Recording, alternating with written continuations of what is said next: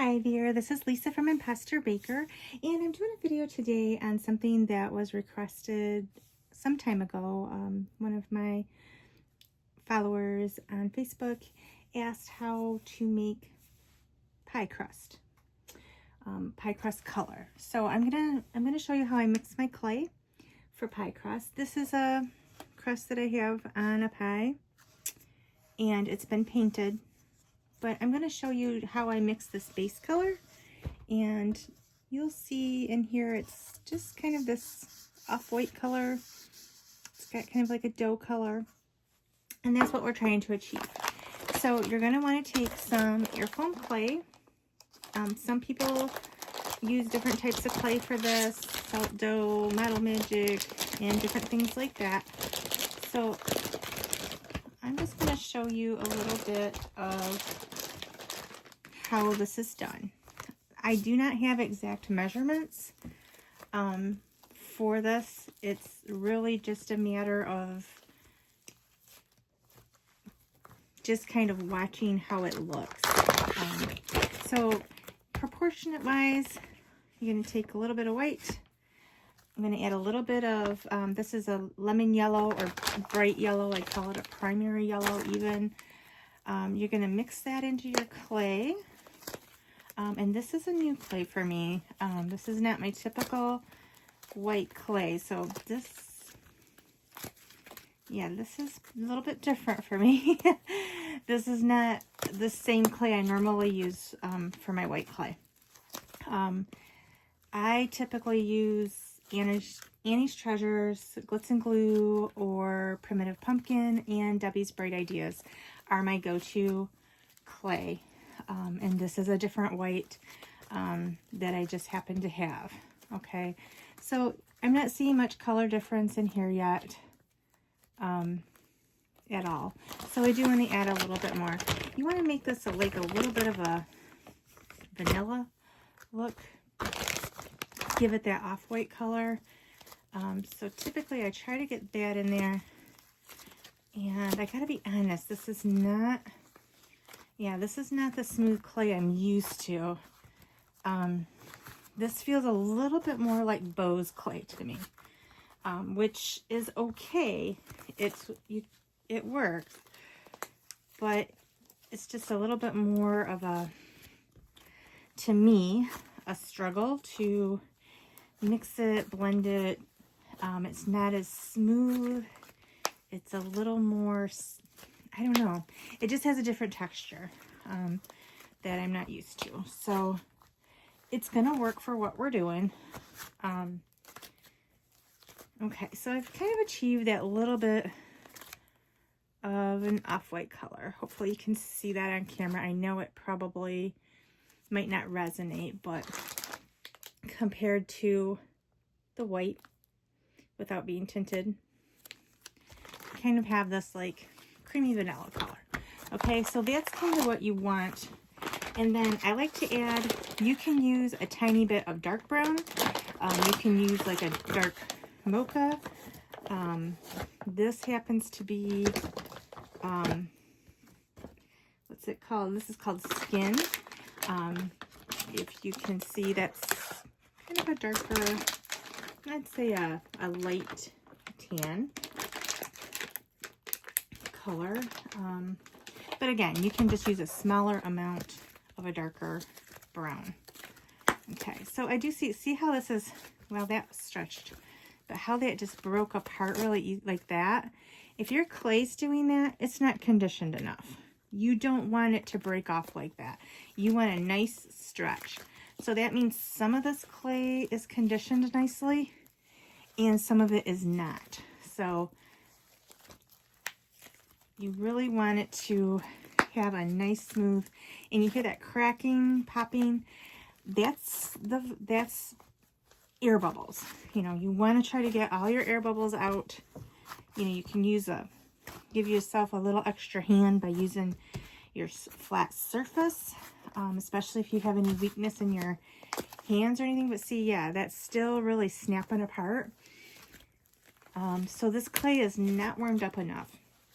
Typically, the airfoam clay that I use would have already been conditioned by now. That this is taking much longer.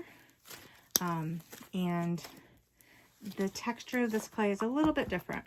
So just keep that in mind. It depends on the clay you're using. I still feel like this needs to be darker. I try to add a little bit at a time to the clay because it's easy to add much more than it is to subtract, because you really can't subtract. You either have to divide your clay and then add in more white, or, you know, basically pivot.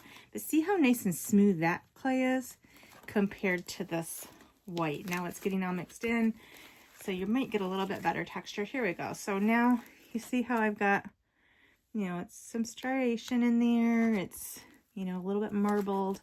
We want to get that all nice and mixed in. Okay, so again, you can see, hopefully, you don't want it to be like that. You want it all nice and mixed in. And I'm going to go ahead. I feel like that's a pretty good color. I'm going to just set these aside off camera. Always close your clay so that it does not dry out on you. Again, see how it's breaking like that? That's not typical. If this were Model Magic, I might kind of expect that, because Model Magic does take much longer to condition. It's a different type of clay. It's very versatile as well, but it kind of is acting like that almost, which is unusual. It doesn't usually take this long. So you'll get a variation. You'll never get your clay exactly the same anytime. So this just has, let's compare it again so you can see compared to the package of white clay here. That's about where we are. We've got like a little tint of tan in there and some yellow, making it kind of look vanilla. And to me, that looks like a pretty natural pie crust color. It seems like I'm needing to condition it a lot more even. It's mixed. The colors are mixed, but see how we're now getting this? That's what you want. You want your clay to be stretchy. That means it's done being conditioned, okay? Now, one thing you'll always want to do with airfoam clay is kind of knead it like dough almost, because you want to push all those air bubbles out of it. You definitely do not want to, when you're rolling it out, you're already going to encounter some bubbles. It's just inevitable when you're doing this. So I try to pat mine into a nice little dough patty here and do that on both sides, pushing down as much as I can to get those air bubbles out. Okay, we're going to use our rolling pin here. And I might have this set to be a little too thick. This is just an acrylic roller. And there are different sizes of these. I'm not sure what they're called exactly. But they determine the thickness of your clay or your dough, which is what they're actually for. So in this case, your clay dough. And you can see that they have different lengths, or different heights rather, I'm sorry. And so you can either have thinner clay, thicker clay, pardon me. And so you just want to start to roll. And I'm going to pull this way. I got something stuck on my clay immediately. That happens a lot. Clay attracts everything, so you want to make sure your surface is clear, or you're going to have to kind of watch your clay that it doesn't have something in it. And you're just going to want to roll it. I'm actually going to take those guides off for a minute. I don't have the one roller I was looking for in here. It's already open, but okay, so you see how this is where some air bubbles were, right? So you can pop them a little bit. Try to avoid getting your fingerprints in it. although I'm doing that a lot on that side. You're going to flip it over and just roll it. Okay, and then same with this side. It starts to get smoother. Sometimes I just, you know, if I'm not getting a surface that's flat or looking nice, I will just go right back to the start of it. So what we're working on here actually is what I'm going to show you is just, for this part, you would just roll a long log, you know, smaller than this, but that's what you'd want. You go all the way around the edge, and I think lots of people have showed how to do that. You can glue it down. I would probably recommend that you do put something on the outer edge. But what I'm working on now is just making some of the lattice pieces. So I wanted to show you how to make the clay dough color. And the good thing about the guides is you never have to guess what your thickness is. And you see how I'm getting air bubbles come up there? And you're just going to try to push them out as much as you can. Really the only way to do this is to keep turning and rolling your clay. It's really the only way to do it. And I think I actually want about this size on it. Those ones were a little bit tall.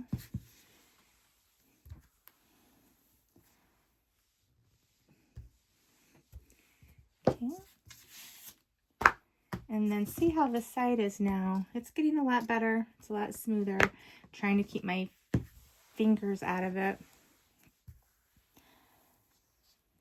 And then, you know, it just takes time. This is, fake baking is generally lots of steps. It takes time. You can't be impatient. I just got this part way too skinny compared to the rest, and pull that off of there. I can feel a thin spot in it. This is just a icing scraper that many people use to cut clay with. You can get these just about everywhere. I actually have one that's a little smaller than that I got from the dollar store.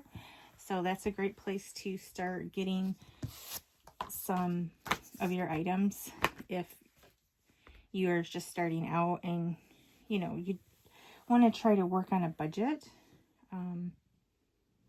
And so that's a good place to start. Okay, so I think that's pretty good. Got pretty good thickness. Both sides are looking pretty okay.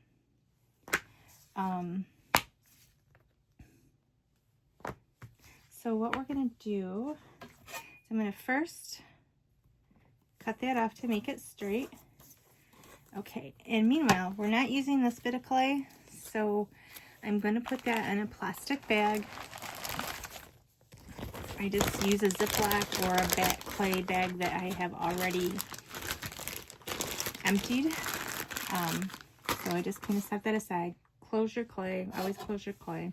I preach it. I don't always do it. Okay, I'm going to straighten that edge up a little bit. And then I'm just going to kind of estimate. I'm going to line it up here on my mat somewhat. And I'm going to, I think I have to turn it this way. Hopefully that's not out of frame for you. And then I'm just going to kind of estimate about how wide I would want my pie pieces to be. Okay, so that one wants to stick a little bit. So I'm just going to cut some off and put them aside. And these do not have to be perfect. I mean, I eyeball them. You could measure them out, use a ruler or some kind of other thing that's straight, and use the lines on your mat if you're using a mat. Some of these might be a little bit thicker than they need to be. Okay, so we're just going to do a few like this. I'm going to go ahead while we're right here. I might as well actually use these. I was going to just show you the clay mixing, but these might as well become actual pie pieces that I can use. And so you just want to kind of use your fingers and smooth that out. Tuck those, you'll see these little rough edges. Just kind of smooth those in. Same on this one. See those little rough edges. Just smooth them on in. Make them look a little bit more finished. And they'll also look more realistic if you do that. You could add a little oil to this. I like to use coconut oil. Some people use vegetable oil. I avoid that just because it has a yellowish tint, and I'm always afraid that it will transfer onto my clay or make it yellow down the road. So I use coconut oil. People have used baby oil, things like that. So here we've got a little air bubble. Let's see if you can see that. Right here, I'm just gonna pop that. I probably won't use that part, but it could be a short piece maybe, or I have to end up just re-rolling that one all together. It might even be too short. Yeah, it's even too short for a flat piece. Okay, so that is how you achieve a dough-like color. And as I said, you know, it's probably not perfect compared to the interior of this. It's probably not exactly the same, but it's close. It's close enough. And you're going to do shading and painting and different things on your crust anyway. So what you're really going to see of it is inside here. I even paint that a little bit too sometimes, depending on what I'm making. But it doesn't have to be exact. In every batch you make, it's never going to be exactly the same. So, okay, so I just wanted to show you how to make that dough color. I had a few people ask me about that in the past. And if you like this video, please like and subscribe, and let me know if there's any questions that you might have or anything else that you might like to see. So have a great day. Thank you.